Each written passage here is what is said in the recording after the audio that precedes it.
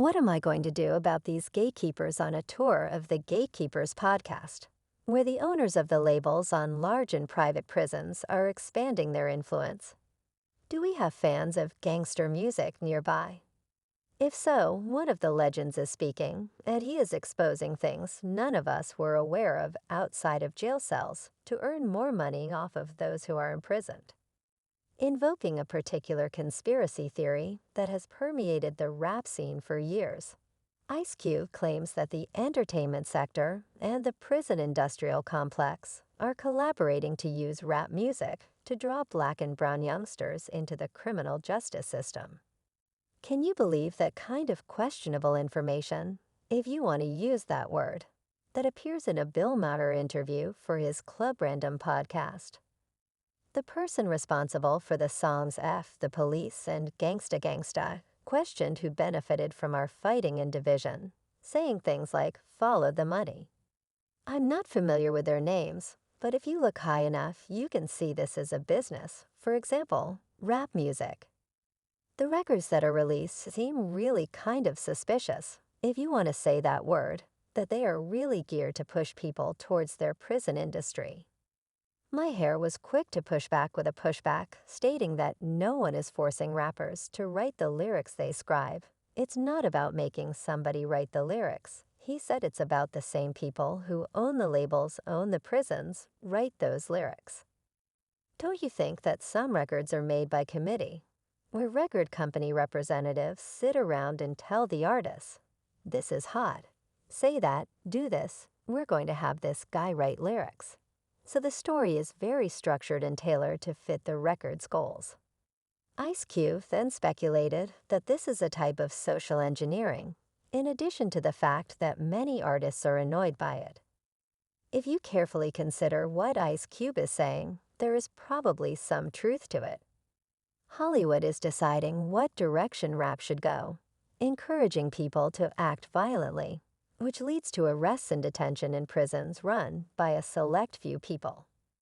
When a beloved rapper is killed, fans and family react online, and the case is investigated but typically remains unsolved.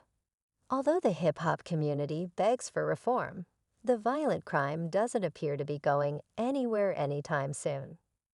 Meanwhile, a jeweler in Houston has disclosed more CCTV footage from the night the takeoff was lost. He tells 11 Oats. In an effort to break this cycle of violence and uncover potential answers, the recent shooting death of Migos musician Takeoff on November 1st has sparked a fresh dialogue among artists and industry executives like Ice Cube. The claim the first step is for society to stop criticizing hip-hop. The community acknowledges that structural problems have contributed to the current violence and offers Black inner-city youngsters better opportunities to escape corrupt systems. Hip-hop is a cultural genre. Hip-hop is advancing breaking emceeing graffiti knowledge of one's self-peace, love, and joy, as discussed in Dead Prez's Stick's new book, The 5 Principles. The violence we observe in society is a result of society, hence I believe hip-hop is the scapegoat for many things. Perhaps he is correct. Unity and having fun, who knows senseless violence, and the stray bullet has taken another life from this world, and we are devastated here since 2018.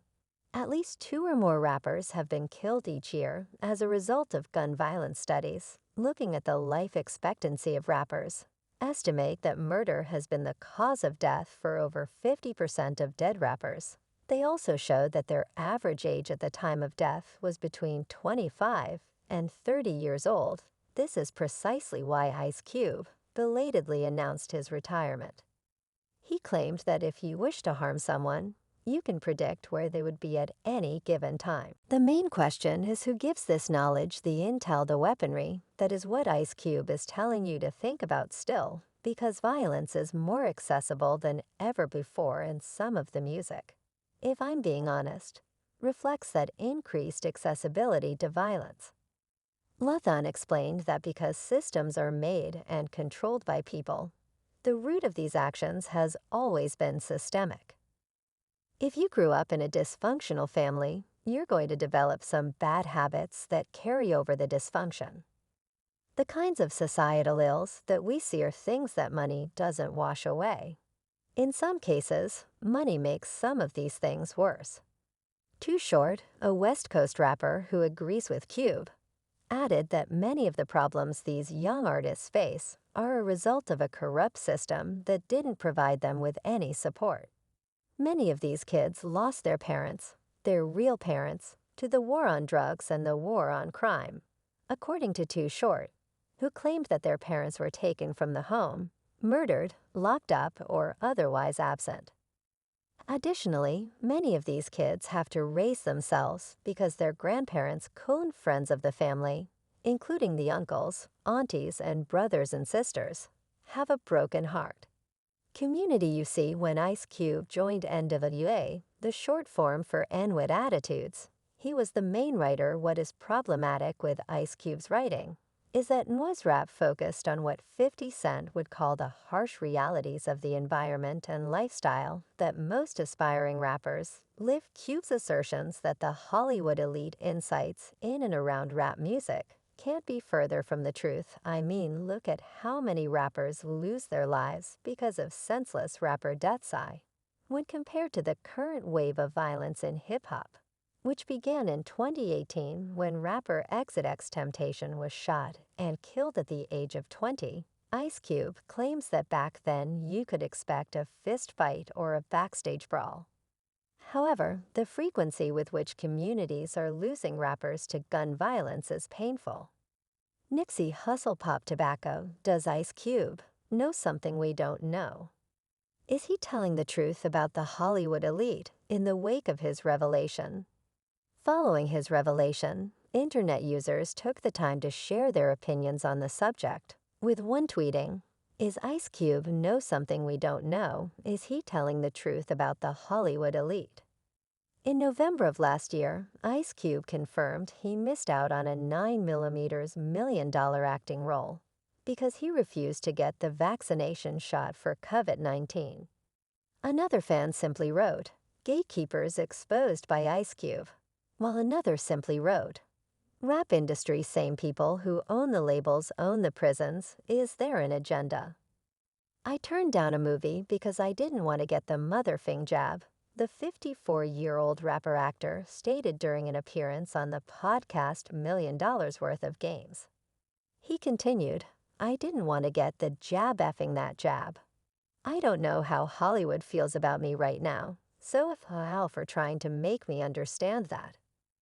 The entertainer, whose real name is Oshie Jackson, said he turned down $9 million in order to not get vaccinated to appear in the movie that starred Jack Black and was directed by K1llings. The comments came more than a year after reports in October 2021 that he had been passed over for a role in the Sony comedy Oh Hell No, as producers wanted all cast members vaccinated for the shoot. "They mother S didn't give it to me because I wouldn't get the shot," said Ice Cube, adding that "I didn't turn it down, they just wouldn't give me the COVID shot, the jab, I didn't need it. I didn't catch that at all, nothing F them, I didn't need that." Later during the interview, Ice Cube clarified that he didn't turn down the role, but was rather not offered it due to his vaccination status. That's all from us today. Till next time, thanks for watching. And let us know in the comments area below how much you believe Ice Cube is